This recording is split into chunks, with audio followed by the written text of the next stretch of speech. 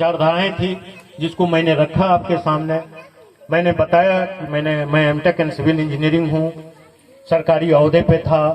तो मेरा एक आप लोगों के प्रति मैसेज है कि हम लोग दो तरह के दबंग होते हैं। एक दबंग होते हैं जो लाठी से मजबूत होते हैं, शरीर से मजबूत होते हैं, गोली गट्ठर से मजबूत होते हैं। दूसरा दबंग वो होता है जो मानसिक रूप से दबंग होता है। तो आप अपने लिए ऐसा नेता चुने जो मानसिक रूप से दबंग है, जो आपके वीडियो सीओ को निकाल के आपके सामने खड़ा कर सके, ऐसे नेता को चुनिए। एसडीओ को आपके सामने भगा के ला सके इसी बातू गांव में, वैसे नेता को चुनिए। डीएम के आंख में आंख डालकर बात करने वाले नेता को चुनिए। मुंहचोर नेता को चुनिएगा, हमारे समाज का कभी भी विकास नहीं होगा। ये एक अहम बात है। किसी समाज को विकसित करने के लिए मात्र 3 मंत्र हैं। मैंने अपने टेप रिकॉर्डर में बजा भी रखा था, हमारे प्रणेता प्रशांत किशोर जी बताते हैं और ये यथार्थ है, मैं उसको दोहरा देता हूं। पहला, यदि आपके पास जमीन है तो आप आराम से अपना जीविकोपार्जन कर सकते हैं। दूसरा, यदि आपके पास शिक्षा है तो बच्चे नौकरी करके, फैक्ट्रियों में काम करके 2 पैसे घर के लिए ला सकते हैं, उससे हमारा जीविकोपार्जन हो सकता है।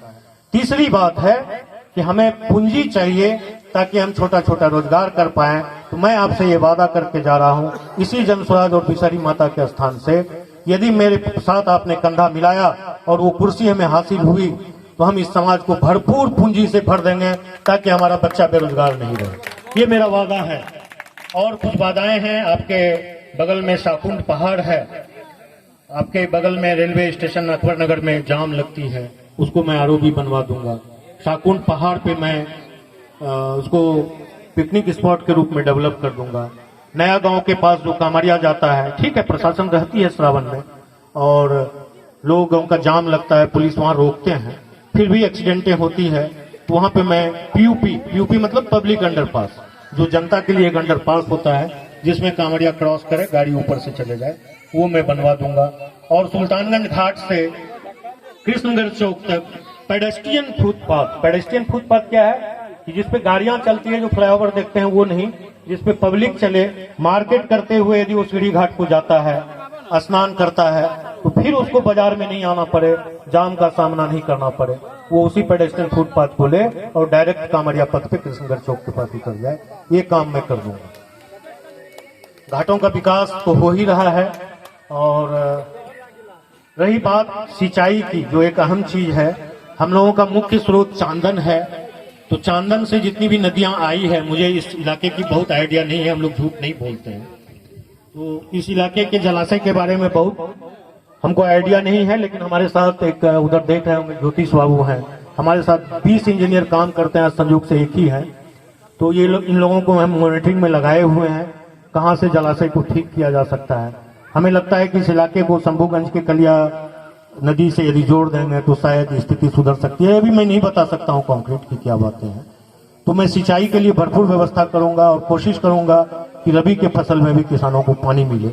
एक अहम चीज है जिसके बारे में हम लोग सोच नहीं रहे हैं, ये जो हमारी छोटी बच्ची है, आप कभी कल्पना किए हैं कि इनका जो अगला पीढ़ी होगा इस पानी के लिए तरसेगा, और एक ही स्रोत है गंगा जिससे हमको पानी मिल सकता है, उसकी भी स्थिति दयनीय है। इसलिए हर जलाशय में जल का ठहराव और जल का बहाव सुनिश्चित करना एक विधायक का दायित्व है। एक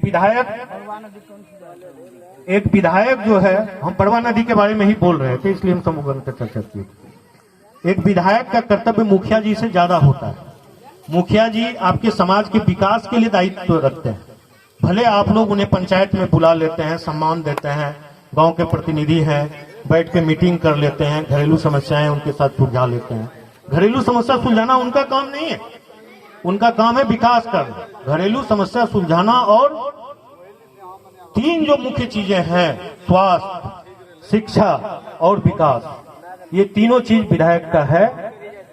विधायक आप ऐसा चुनिए जो 24/7 आपके लिए उपलब्ध हो। वो जाके पटना में हाउस के ही दिन रहे, हाउस खत्म हो तो वो अपने घर पे रहे, ताकि किसी का भी फोन जाए वो उसको अटेंड कर पाए। अकेला आदमी कुछ नहीं कर सकता। अकेला आदमी कहिएगा कि मेरे विधायक जो है मेरे साथ हॉस्पिटल चले जाएंगे, ऐसा नहीं है। लेकिन आप यदि विद्वान हैं, आप यदि शिक्षित हैं, आप यदि समाज के प्रति अपना डेलीगेशन रखते हैं, तो उसे 3 विंग बना के रखिए कि एक विंग शिक्षा देख रहा है, इसी समाज का एक विंग शिक्षा देख रहा है, इसी समाज का एक विंग विकास देख रहा है। विकास 5 करोड़ रुपए आते हैं उसको बांटने के लिए, तो इसी बातों में हम आएंगे और पूछेंगे कि भाई क्या क्या चाहिए। ग्रामीण ने जो कह दिया वो बन गया, हो गया विकास। मैं कमीशन फ्री आदमी हूँ, शायद अभी इलेक्शन के समय में ये बोलना गलत होगा। यदि मैं कमीशन खोर होता तो मेरी भी दिल्ली में 5 मकानें होती। बाबूजी ने जो बना के दिया, इसी कलिया नदी के किनारे, इसी डाका गांव है मिर्जापुर, वहाँ मेरा 45 बीघा जमीन था। हमारे बाबूजी समाज की सेवा करते करते वो बेच के चले गए। अब कुछ बड़े किसान में से हम हैं, लेकिन 100% शुद्ध और कोई कमीशन नहीं हम लोग लेते हैं। बगल में हमारा पंचायत रहा, 70 साल से उस पंचायत को हम लोगों ने सेवा दिया है। आप लोग पता कर सकते हैं कि इंदिरा आवास में जो स्टाम्प देते हैं वो भी हम ही लोग देते हैं। हमारी पत्नी मिडिल स्कूल में प्रिंसिपल हैं, उनकी तनख्वाह भी हमको लगता है 1.25 लाख होगा, मैंने देखा नहीं है। तो उन्होंने जो अपने ससुर से सीखा, आज भी 5 दलित बच्चियों का हर साल वो शादी करवाते हैं। ये संस्कार हमारे पिताजी ने उनको दिया और वो भी उस चीज को पूरा कर रहे हैं। यदि गलती से आप उसको, जो भी है प्रमाण के साथ होना चाहिए, यदि गलती से आप उस स्कूल में पहुंच जाएंगे तो लगेगा कि प्राइवेट स्कूल है। प्रिंसिपल के आगे माइक्स लगे हुए हैं, हर रूम में मॉनिटर लगा हुआ है, प्रिंसिपल अपने से कंट्रोल कर रहा है। बच्चे के पीछे दीवाना है कि बच्चे कैसे पढ़ लें। तो आप काम करते जाइए, स्वतः समाज आगे बढ़ते चला जाएगा। तो जनस्वराज कभी भी आपको ये इस चीज को कहने के लिए नहीं आती है कि आप जनस्वराज को वोट करें। जनस्वराज एक सच्चे और अच्छे समाज के निर्माण करने के लिए आप लोगों के बीच आया है। हम आग्रह करते हैं आप लोगों से कि ऐसे लोगों को वोट दीजिए जो समाज के लिए काम कर सके। कभी नहीं सोचिए कि हमारा वोट बर्बाद होगा। पिछले 30 साल से हमने जो वोट किया है वो वोट मेरा बर्बाद ही हुआ है। तो कतई ये नहीं सोचिए कि ये वोट कटवा है, वोट बर्बाद होगा। एक बार जनस्वराज पे विश्वास कीजिए और ये आदत डाल लीजिए। यदि हमारी पार्टी भी यदि गलत आदमी को टिकट देता है उसको झाड़ू मार के बाहर कीजिए। हमारे पार्टी का स्पष्ट निर्देश है।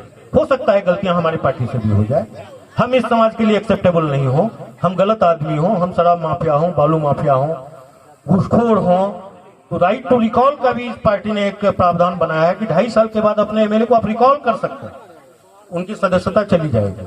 वो स्टाम्प पे नॉमिनेशन के समय में ही ले लिया जाएगा। यदि आप भ्रष्टाचारी करते हैं तो आप पकड़े जाते हैं, तो 2.5 साल के बाद राइट टू रिकॉल के अंतर्गत आपकी सदस्यता चली जाएगी। ये पहली पार्टी है जो इस तरह का स्वच्छ वातावरण अपने समाज में डालने का प्रयास कर रहा है। आगे क्या होगा ये ना आप जानते हैं न मैं जानता हूँ। मैं सिर्फ इतना जानता हूँ, यदि आप लोग हमें कंधा दीजिएगा तो मैं पूरे शिद्दत, पूरे ईमानदारी के साथ अपने पूरे समाज को, मैं सिर्फ बातों का बात नहीं कर रहा हूँ, अपने पूरे समाज को एक विकसित और सुसज्जित समाज बना के दूंगा। ये मेरा वादा है आप लोगों से। बहुत बहुत धन्यवाद। हमें इस तरह का सम्मान मिला आप लोगों के इस धरती पे। तो मैं सभी लोग अपने पार्टी के नेताओं का नारा लगाता है। हम लोग जिस धरती पे जन्मे हैं, इस धरती के ऋण के तहत दबे हुए हैं। जिसको लोग बिहारी कह के गाली देता था, जनस्वराज ने उसे अपना नारा बना लिया। और आप लोगों के लिए ये सम्मान की बात है कि आज हम लोग बिहार के लिए नारा लगाते हैं। तो मैं बोलूंगा जय बिहार, आप लोग बोलिएगा जय जय बिहार। ये मेरे धरती के सम्मान के लिए जय बिहार, जय बिहार। मजा नहीं आ रहा, जोर से बोलिए जय बिहार, जय बिहार, जय बिहार। जनता का सुंदर राज, जनता का सुंदर राज, जनस्वराज, जनस्वराज। अब जनस्वराज का छोटा सा मैं ये बता दूं, जनस्वराज, जन मतलब जनता, स्वराज मतलब सुंदर राज। यह आपके सुंदर राज का परिकल्पना है। प्रशांत जी का जो परिकल्पना है, जो समाज के लिए उन्होंने सोचा है, वो एक व्यक्ति जो अपने बलीबूते, उनके दादाजी बैलगाड़ी चलाते थे, उनके बाबूजी सरकारी डॉक्टर रहे, लेकिन उन्होंने अपने बलीबूते, अपने ज्ञान से इतनी पैसा कमाई। कहता है ना कि सरस्वती जिसके पास